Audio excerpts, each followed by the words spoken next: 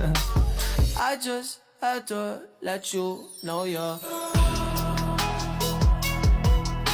She a happy baby boo. She a happy baby boo. Assalamualaikum warahmatullahi wabarakatuh.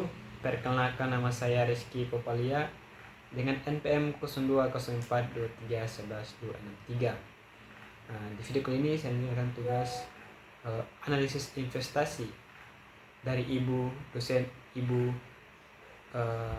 Dr. Hartati Hadadi, SEMSI, sebagai dosen pengampu mata kuliah analisis investasi.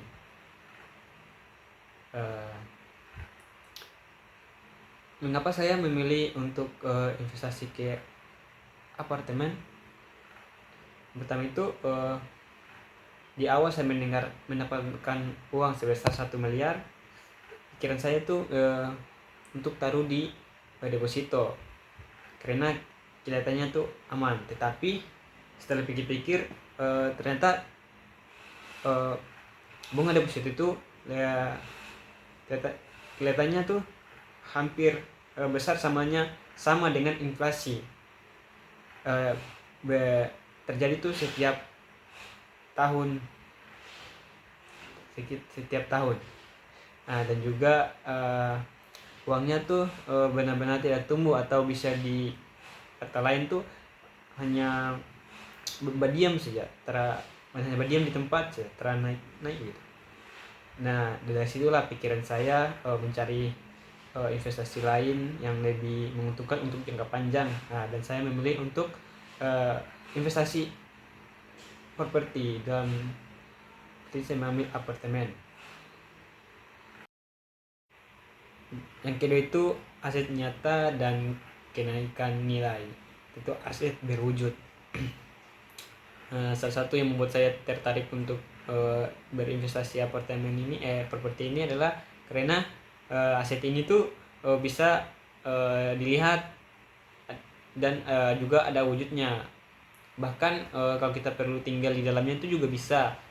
Beda sama investasi yang lain, itu hanya sekedar angka di layar saja. Jadi itu pengembalian historis. Harga properti di kota-kota besar Indonesia seperti Makassar, Jakarta, dan Surabaya itu terus naik dari tahun ke tahun. Dan kenaikannya itu jauh dari di atas inflasi. Jadi nilai uang kita itu benaran terjaga, bahkan berkembang. Dan yang ketiga itu proyeksi nilai. Kalau kita beli apartemen sekarang, dalam beberapa tahun ke depannya itu juga bisa naik nilainya, bisa naik berkali-kali lipat dari harga awal, dan itu bisa jadi tanpa kita perlu melakukan hal-hal yang sangat luar biasa. Kita tuh cukup sabar dan menunggu saja. Yang ketiga itu pendapatan ganda atau sewa plus apresiasi. Artinya di properti itu kita bisa mendapatkan uang penghasilan dari dua arah. Yang pertama itu uang sewa, masukan setiap bulan. Ini mirip seperti gaji, tapi kita tuh tidak perlu jauh-jauh ke tempat kerja begitu. Apartemennya yang bekerja untuk kita. Dan yang kedua itu apartemen tuh sendiri terus naik seiring waktu. Kalau suatu hari dijual, kita dapat untung dari selisih harga beli dan harga jualnya. Dua-duanya jalan bersama, lumayan kan bagi kita. Keunggulan versus saham dan emas. Pertanyaan itu soal saham itu bisa kasih kita untung yang besar, tapi harganya tuh bisa naik turun secara drastis dalam waktu singkat. Kalau kita panik tuh harganya tuh kita lihat harganya tuh turun, orang sering langsung jual ruginya. Tapi properti tidak begitu, harganya terus berubah dari detik ke detik. Jadi kita lebih tenang. Yang kedua itu soal emas. Emas itu memang bagus, tapi emas bisa disewain selama emas masih tersimpan.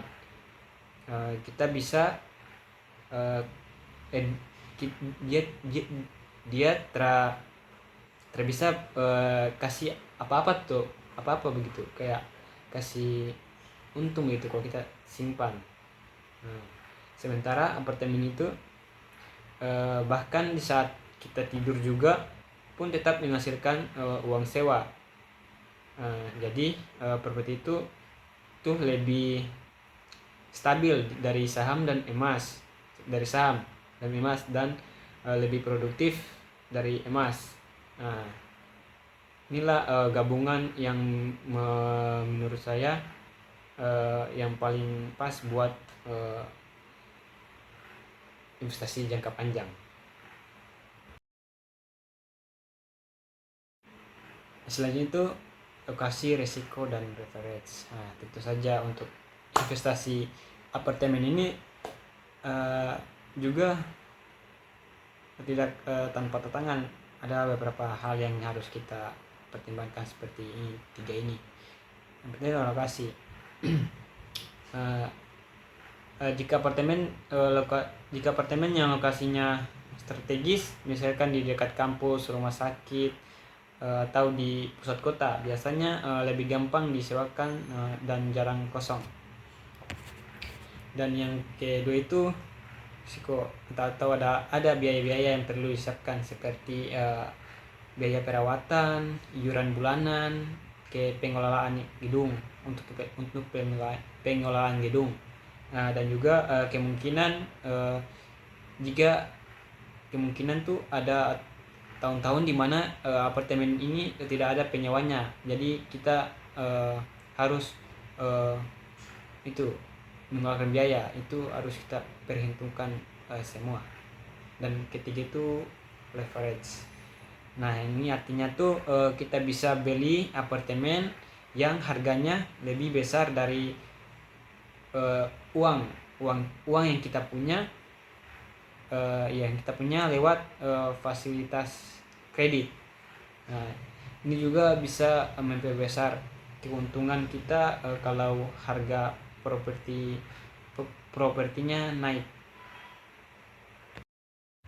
Jadi terakhir kesimpulan itu, jadi setelah saya mempertimbangkan semuanya, keputusan saya itu sudah dibuat gitu. Itu uang sebesar 1 miliar itu persen itu saya gunakan untuk investasi seperti atau membeli apartemen.